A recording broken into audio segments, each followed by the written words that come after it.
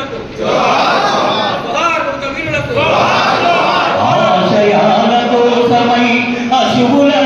ఉపాధ్యక్షులుగా చేసినటువంటి యూత్ ప్రముఖులు కూడా ఈ మధ్యకాలంలో జరిపారు. అదేవిధంగా గడ్డం కరుణావతి గారు మన మహిళా సంఘంలో పనిచేసి చాలా కాలం పనిచేసిన బాల మల్లేష్ గారు ఈ మధ్యకాలంలో వారు చనిపోయారు. అదేవిధంగా ఖమ్మం జిల్లా కార్యదర్శి తోట ప్రసాద్ గారు. కానీ ప్రజల మధ్య అంతరాలు పెరిగిపోతా ఉన్నాయి, పేదరికం పెరిగిపోతా ఉంది, పేదలకు ధనికుల మధ్య తీవ్రమైనటువంటి తేడా నర్పించిన అమర వీరులారా నాసరా, ఓ అమర వీరులారా నాసరా, ఓ అమర వీరులారా నాసరా. జోహార్ అమర వీరులకు, జోహార్ అమర వీరులకు. సమైక్య భారత్ కోసం రక్తం చిందించిన త్యాగమూర్తులారా నాసరా. ఈ మాసం మధ్యకాలంలో మన ఈ భారతదేశంలో కానీ ఇతర దేశాలలో కానీ పేద ప్రజలు బడుగు బలమైన వర్గాల కోసం అనేక సమస్యల మీద పోరాటాలు చేసి అమరులైనటువంటి వారిని ఈ సందర్భంలో గుర్తు చేసుకుంటూ ప్రభుత్వ అధికారంలోకి వచ్చి కాంగ్రెస్ ప్రభుత్వం ఏదైతే ఎన్నికలు ఇచ్చిన హామీలను కొంతమేరకు అమలై మిగతా హామీలు అమలు కావాల్సిందే. ఇవాళ మేము అడుగుతా ఉన్నాం, గతంలో మూడు భూముల జోలిని ఇస్తే నేను మాట్లాడిన కేసీఆర్ నోటితోనే ఈ జిల్లాలో 150 ఎకరాలకు పట్టాలు ఇచ్చిన చరిత్ర ప్రజల యొక్క ఉద్యమానికి ఉంది. దానికి సిపిఐ అన్ని రాజకీయ పట్టాలని దానిపై పోరాడి ఇవాళ ప్రధానంగా ఈ జిల్లాలో భూమి సమస్య పరిష్కారం కావాలి. ఈ జిల్లాలో ప్రజలు సాగేస్తున్న ప్రభుత్వ భూములు, పౌర భూములు, పంచరాయి భూములు గతంలో ధరణి ద్వారా గిరిజనులతో పాటు గిరిజనులకు పట్టా కాలేదు. ఇవాళ భూభారతి సమస్య దానికి పరిష్కారం చేయాలి.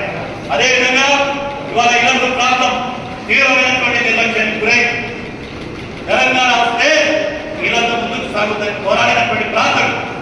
ఇల్లందు అంటే అనేక పోరాటాల కేంద్రం. కార్మిక వర్గ పోరాటాలకు, రైతాంగానికి, కూలి ప్రజలు, పేదల యొక్క పోరాట కేంద్రంగా ఇల్లందు ఉమ్మడి ఆంధ్రప్రదేశ్లో కానీ మన తెలంగాణ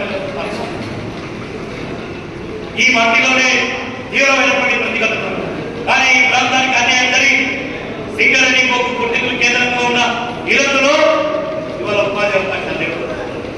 ఇల్లందు ప్రాంతం అంతా నిర్వీర్యమైపోతున్న స్థితిలో గతంలో పెద్ద పోరాడి ఈ నూతన ప్రభుత్వం ఇవాళ ఇల్లందు సమస్య మీద ఆలోచన చేయవలసిన అవసరం ఉంది. ముందుగా సీతారామ ప్రాజెక్ట్ ఏదైతే ఉందో గతంలో అలైన్మెంట్ మార్చి రోడ్ల ద్వారా ఈ నియోజకవర్గానికి 1,21,300 ఎకరాలకు సాగునీరు నిధులని మార్చారు. ఈ నియోజకవర్గంలో టేకులపల్లి కానీ, ఇల్లందు కానీ, బయ్యారం కానీ, గార్ల కానీ దీనికి ఆనుకోనున్నటువంటి విరపాక నియోజకవర్గం గుండాల ఆడపల్లి నీళ్లు లేవు. సీతారామ ప్రాజెక్ట్ ఏదైతే ఉందో మన జిల్లా 7.5 లక్షల ఎకరాలలో 1,50,000 ఎకరాలే కొత్తగూడెం జిల్లా.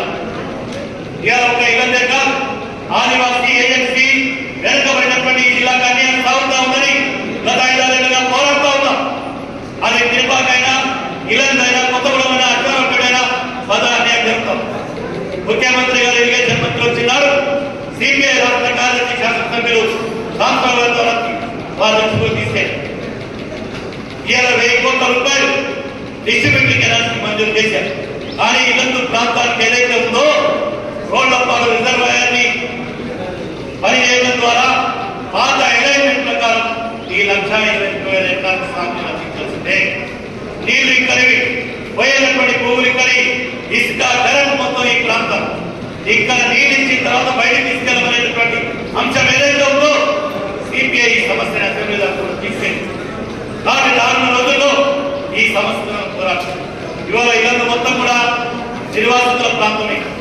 మళ్ళీ ఇక్కడ ఇంకొక ఓసీ అన్న భూగర్భ బొగ్గుదారులు కావాలని పోరాడతాం. చివరికి ఈ ఓసీ వస్తాం. ఆ ఓసీ ఏదైతే నివాస ప్రాంతాలు ఉన్నాయో అనేక ఏళ్ల నుంచి ఇక్కడ ప్రజలు బతుకుతాం.